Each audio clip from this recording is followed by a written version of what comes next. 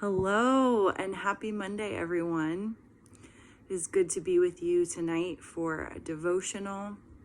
I pray that you are all staying healthy and safe. Tonight, we are going to be talking about avoidance.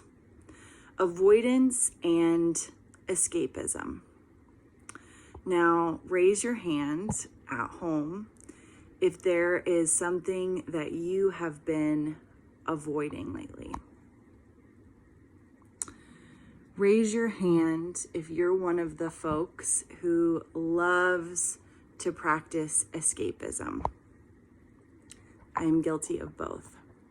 So, especially now in this year, when so many things are hard, it is really easy to avoid the calls that God has on our life.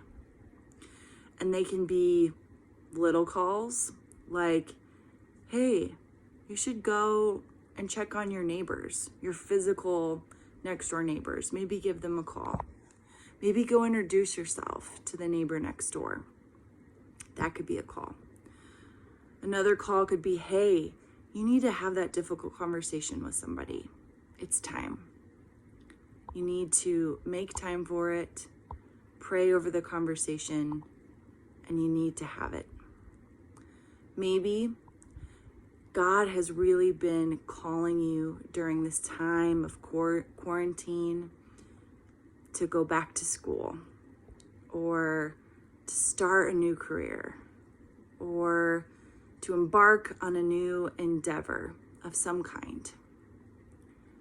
Maybe you feel that call to take ownership of your health, to go to the doctor because you haven't in 4 years and you should probably get a checkup, or to floss more. These are all just examples of possible ways that God is calling you at this time. Big ways and small ways. Well, a dear friend of mine who I had lunch with today said that in a season of her life, when God was clearly calling her, she said, I just don't want to go. I just don't want to go to this place where God is sending me. And her mentor said, well, I hope you don't get swallowed by a fish.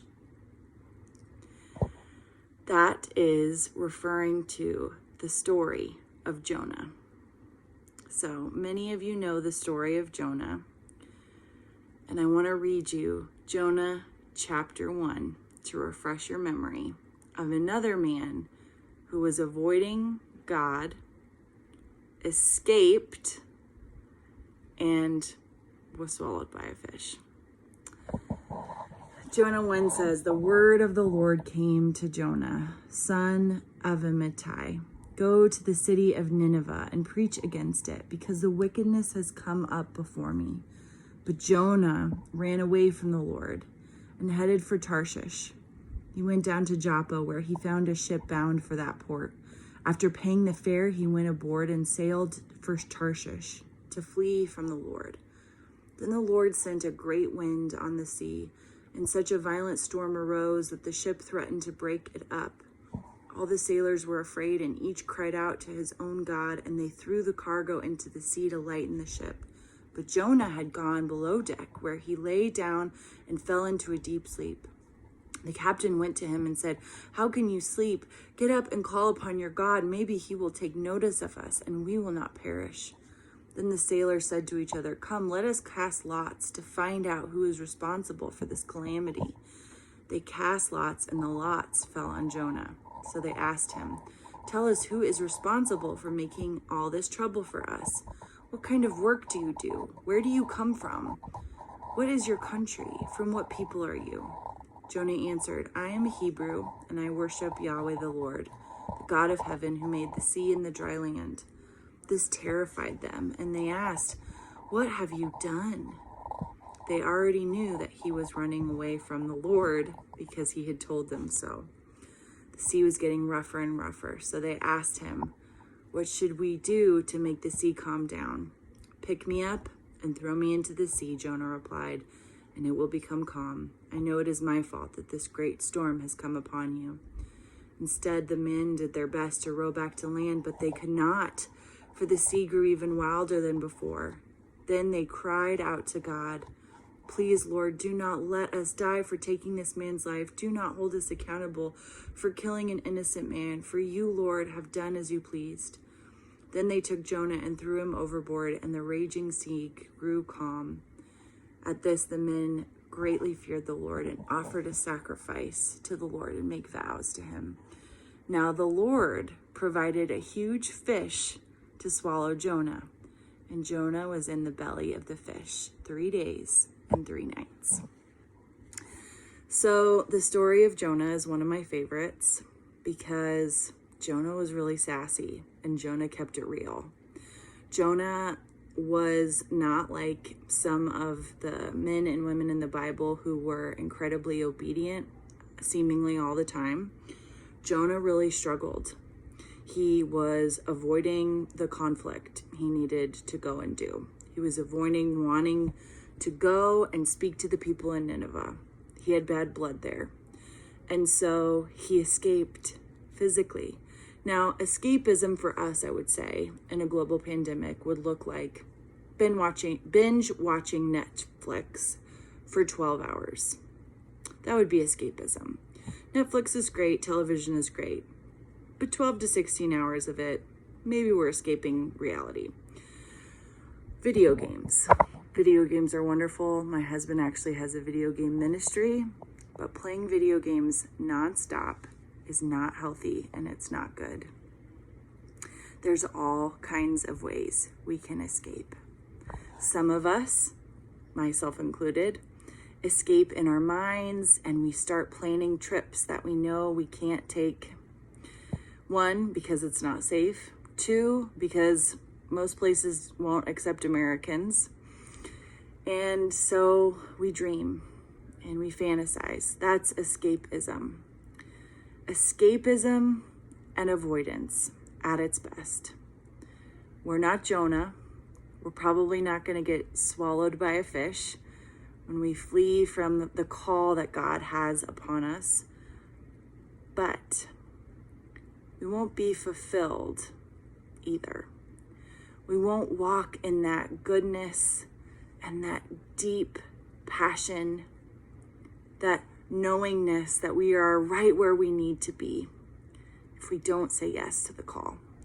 You know, it's funny because I ended my lunch with my friend today saying that no matter what, even on the hardest days, I know that I'm fulfilling my call. I know that I'm right where I need to be in ministry and that I wouldn't be fulfilled doing anything else. For better or for worse, this is the call God has had, and I have said yes.